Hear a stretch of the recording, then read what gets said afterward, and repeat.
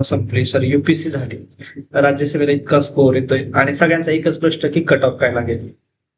पूर्ण मार्केटमध्ये ज्या पद्धतीने वेव्स पसरवण्याचा प्रयत्न चाललेला आहे, ऍझ्युम करून चला की जागा येणार आहे, या बेसिसवरती कट ऑफ कसा लावला जाऊ शकतो मला हेच समजत नाही. आज माहित नाही फिक्स जागा किती आल्यात, 300 आल्यात, 350 आल्यात, 400 आल्यात, या बेसिसवरती कोणी कट ऑफ लावू शकत नाही हे समजून घ्या. नाही अन्न सुद्धा मानता येत नाही. कट ऑफचं तर एकतर राज्यसेवेचे कट ऑफ काय लागतात माहित नाही.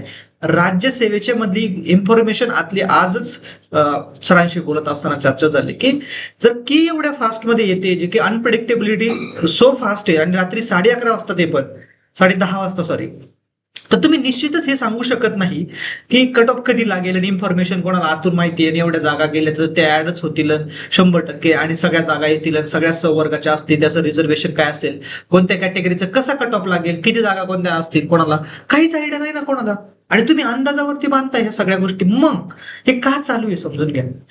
कट ऑफ एका बाजूला एकदा पेपर झाले, तुम्ही मार्क्स चेक केले, जर तुम्ही कम्फर्टेबली 120-110 मार्क्स असतील, जे की आता फार रेअर कॅन्डिडेट आहे, असं कोणी तुम्हाला भेटत नाहीये. मला तरी पर्सनली नाही भेटलं, लास्ट मेन्सला खूप सारे विद्यार्थी भेटले होते, पण आता तसं नाहीये. सो लॉजिक ट्रिक्स हे पाठांतराच्या गोष्टी थोड्या मागे राहिल्या होत्या. नियर अराउंड सगळे विद्यार्थी 100च्या आसपास आहे, म्हणून म्हणतात 100च्या आसपास मेरिट लागन वगैरे अशा चर्चा चालू आहेत. माझा फंडामेंटली तुम्हाला प्रश्न काय आहे, तुम्ही कशासाठी प्रिपरेशन करताय? तुम्ही ह्यासाठी प्रिपरेशन करताय का प्रिलियम पास होऊन एकदा झेंडा गाडायचा आहे कुठेतरी आणि इथं दाखवायचंय कोणाला तरी की आय एम द वन, मी तो राज्यसेवेची मुख्य परीक्षा देणार नाही. तुम्हाला एक्झाम क्लिअर करायची, तुम्हाला पोस्ट काढायची. पोस्ट या राज्यसेवेत नाही तर पुढच्या राज्यसेवेत. नाही सर, आम्हाला थोडीशी घरची सिच्युएशन अशी की मग मला असं आहे का सिच्युएशन की तुम्हाला डायरेक्ट प्रिपरेशनच क्विट करायचंय की जर ह्यावेळेस राज्यसेवेमध्ये झालं नाही सिलेक्शन तर मी डायरेक्ट प्रिपरेशन क्विट करणार आहे. असे कॅन्डिडेट आहेत ना जे असतील ना त्यांनी ऑलरेडी सोडून द्यावं, निघून जावं आपापल्या ग्रुप. आणि याच्यामध्ये चुकीचं काहीही नाही, कदाचित त्यांचं एज संपलेलं असेल, कदाचित त्यांना अदर ऑपॉर्च्युनिटीज फायनान्शियल स्टॅबिलिटीसाठी गोष्टी शोधायच्या असतील, त्यांनी अवश्य कराव्या, त्याच्यात दुमत नाही. पण मेजॉरिटी ऑफ द कॅन्डिडेट असे आहे तिथे की ज्यांचा हा फर्स्ट अटेम्प्ट होता, सेकंड अटेम्प्ट होता आणि त्यामध्ये राज्यसेवेची प्री निघू अगर ना निघू थर्ड अटेम्प्ट ते देणार आहेत, पुढच्या वर्षी परीक्षेची तयारी करणार आहेत. मग तुम्ही म्हणजे अगदी मी शब्द वापरेल की हे गुरढोरासारखे का वागताय की संपूर्ण मार्केट त्या डायरेक्शनने चालू आहे. मग सगळे ते आता पहा काय होणार. भरपूर साऱ्या मुद्द्यांवरती बोलायचं होतं म्हणून मी आज तुमच्या समोर आलो होतो. सगळ्यात पहिला मुद्दा म्हणजे तुम्ही इररिस्पेक्टिव्ह ऑफ तुमचं प्रिपरेशन, तुम्हाला जर युपीएससीचे युपीएससीचा सिलेबस राज्यसेवेला आला तर युपीएससीची हॅबिट का नाही राज्यसेवेला आणत. ज्यावेळेस मी प्रिपरेशन करत होतो त्यावेळेस इररिस्पेक्टिव्ह ऑफ द कट ऑफ काही लागो, माझं सिलेक्शन हो अगर ना हो, मी हे मानून चालणार की येणारी मेन्स मला द्यायची आहे, त्या अनुषंगाने मला मेन्सची तयारी करायची आहे आणि मग मी त्या अनुषंगाने माझ्या मेन्सची इतकी डिटेल्ड मध्ये तयारी करणार की असं समजायचं की ही माझी मेन्स.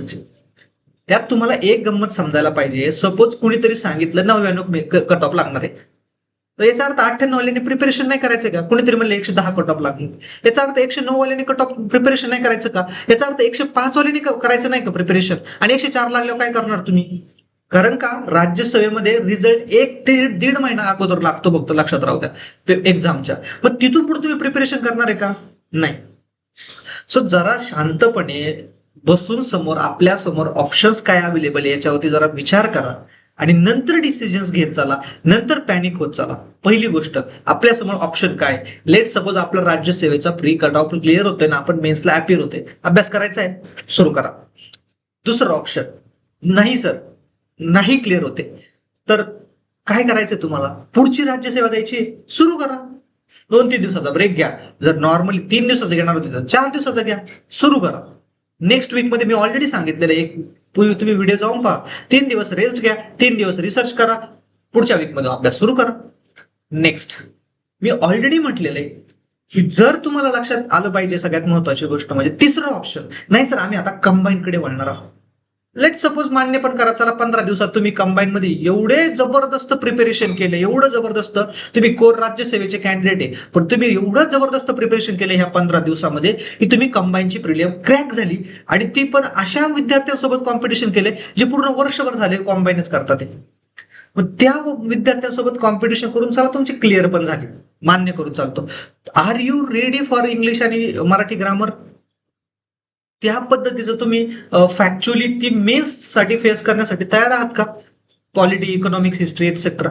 नाही सर, सिलेबस तर सेमच आहे, फक्त आम्हाला मराठी, इंग्लिश, ग्रामर करायचंय. मान्य. आणि मग राज्यसेवेचा तुमचा रिझल्ट लागला, मग काय करणार? आणि मग कंबाईन मध्ये नाही झालं तर काय करणार? सो समजून घ्या ना. मग कंबाईन मधून काय ग्रुप सीकडे जायचंय आणि त्याच्यानंतर सरळ सेवेक जायचंय, then you are not a rajyaseva candidate. जर तुम्ही युपीएससी, समजून घ्या, एमपीएससीने फार क्लिअर केलेले आहे, तुम्ही एकतर राज्यसेवा आणि युपीएससी सोबत करा किंवा कंबाईन ग्रुप सी ह्या गोष्टी सोबत करा. नाही सर, मला एनी हाऊ एकही तरी पोस्ट यावर्षी मिळालीच पाहिजे असं असतं ना भाई, तर सगळ्यांकडे मी अशा पोस्ट वाटेत सुटलो असतो, सगळे टीचर लोक असे पोस्ट वाटत. आता होतंय काय दुसरा मार्ग, म्हणजे हे 3 ऑप्शन तुमच्या जवळ आहे, 3 पैकी कोणताही ऑप्शन चूज करा, लवकर कामाला लागा, हे सांगण्याचं हे उद्दिष्ट.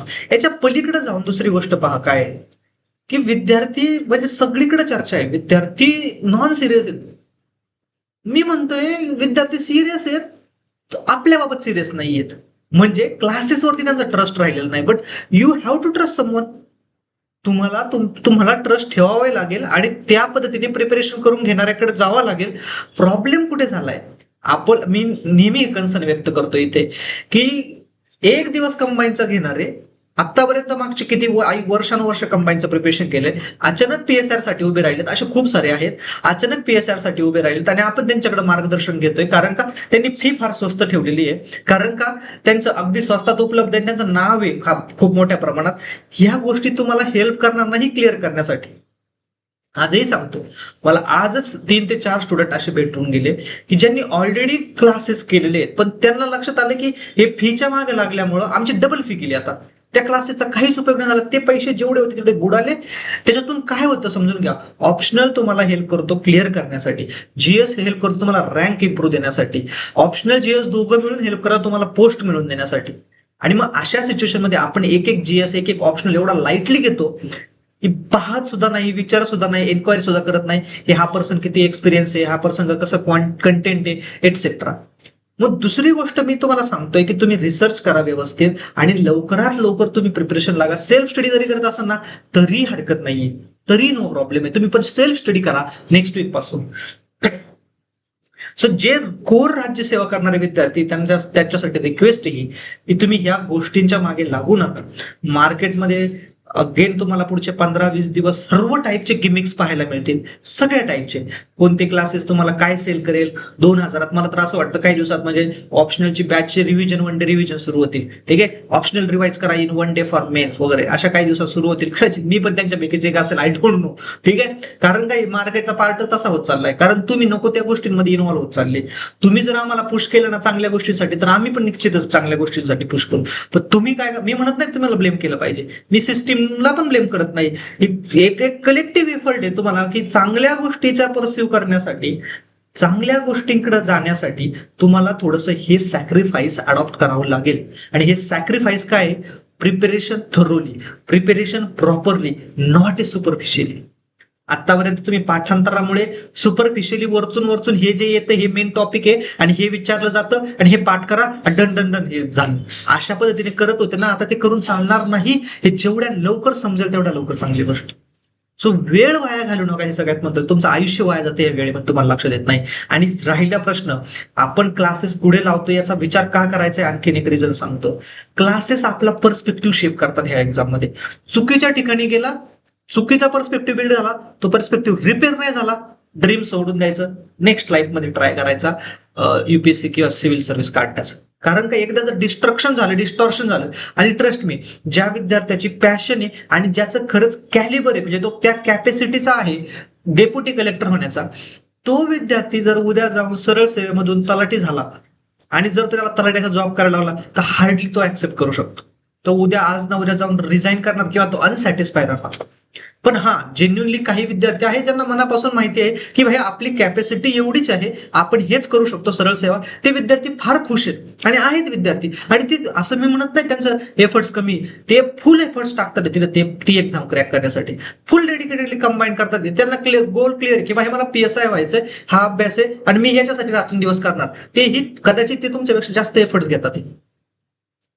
आज काय विद्यार्थ्यांना गरज आहे, ती म्हणजे तुम्हाला एक स्टॅबिलिटी मिळवण्याची. आज मी जेव्हा इंटरॅक्ट करत होतो स्टुडंट सोबत तेव्हा एक गोष्ट प्रामुख्याने जाणवली.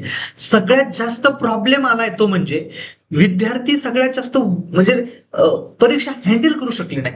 असं नव्हतं नॉलेज नव्हतं त्यांच्याकडे, पण ते विद्यार्थी हँडल करू शकले नाही. याचा अर्थ काय की त्या ठिकाणी जाऊन पॅनिक होणं, इमोशनल होणं, फ्रस्ट्रेट होणं, गिव्हअप करणं, ह्या गोष्टी दिसून आल्या. म्हणजे तुम्हाला काय करणं गरजेचं आहे, अभ्यास नॉलेज घेणं गरजेचं आहे, त्याच्यासोबत इतर काही गोष्टींवरती सुद्धा काम करणं गरजेचं राहणार आहे. आणि म्हणून कदाचित हे सुद्धा माझं फ्रस्ट्रेशन असेल, पण मला असं वाटलं हे प्रत्येकाला एक सेपरेटली सांगण्यापेक्षा जास्तीत जास्त विद्यार्थ्यांपर्यंत व्हिडिओच्या माध्यमातून पोहोचावं, जेणेकरून हे समजणं महत्वाचं आहे की आपल्याला क्लॅरिटी पाहिजे थॉट्सची, की आपण कशासाठी आलो इथं, आपण काय करतोय इथं, आपल्याला हे किती करणं गरजेचं आहे, आणि या करण्यासाठी आपण इथे किती आपल्या आई वडिलांनी सॅक्रिफाईस केले, आणि आपण इथं कशा प्रकारे फसवतोय की नाही माझं राज्यसेवा नाही झालं मी आता ग्रुप सी करेल, ग्रुप बी करेल, ग्रुप बी मध्ये नाही झालं ग्रुप सी करेल, ग्रुप सी नाही झालं सरळ सेवा करेल, नाही आता परत राज्यसेवा आली दुसरी, तोपर्यंत दुसरी राज्यसेवा, परत प्रिलियमला सुरुवात करतो, नाही ठीक आहे प्रिलियम झाली, वा वा वा छान छान छान, प्रिलियम झाली वा, मेन्सला नाही, कारण का तयारीच नाही केली सर वर्षभर, कारण नको त्या गोष्टींच्या चक्रामध्ये पडलो.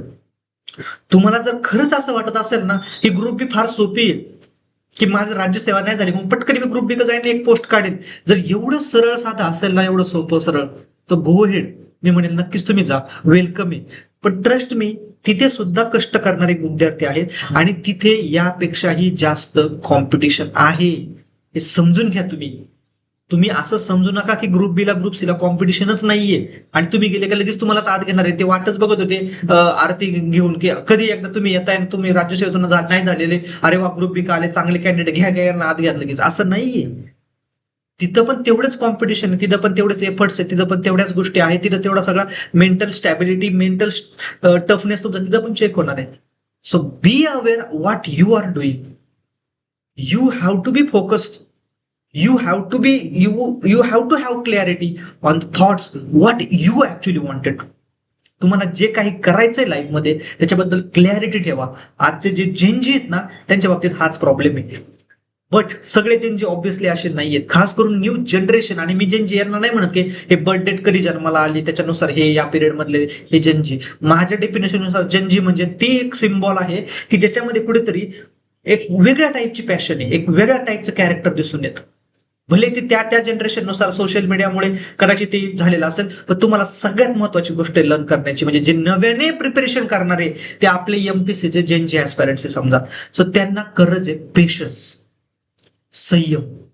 पेशन्स ठेवा, गोष्टींना वेळ लागतो, गोष्टी आपोआप ताटात येत नाही, त्या आलेल्या नाही, त्या कधी येत पण नाही, त्याला वेळ लागतो, तो वेळ त्याचा द्यावाच लागतो, नाही दिला तर तो तुमचं ते आयुष्य खात. सो ते तुम्हाला ठरवायचंय की गोष्टी हरीने करून, घाईने करून अशा ठिकाणी जाऊन पोहोचायचं की जिथं असंतुष्ट लाईफ जगायची, ही तुमची जी पॅशन आहे ती पर्सन. आणि डिसर्टन काय होत आहे, 23 वर्षाचे नाही सर आता ह्या वर्षी झालंच पाहिजे नाही माझं काही खरं नाही. अरे 23 इयर्स ऑफ एज मध्ये लाईफ आहे, तुम्ही 23 इयर्स यंग एज आहे, तुम्हाला अजून खूप सारख्या गोष्टी पोटेन्शियल करण्यासारखं, ट्रस्ट मी. आणि हे करता येण्यासारखं आहे, असं नाही की तुम्ही सगळं संपलंय. आणि सो दुसऱ्यांसोबत कम्पेअर करू नका. प्रत्येक जणाची स्टोरी वेगळी आहे, प्रत्येकाचं बॅकग्राऊंड वेगळं आहे, प्रत्येकाच्या ऍस्पिरेशन्स वेगळे आहे, प्रत्येकाला कॉम्प्रोमाइज करायचं वेगवेगळ्या पद्धतीने माहिती आहे.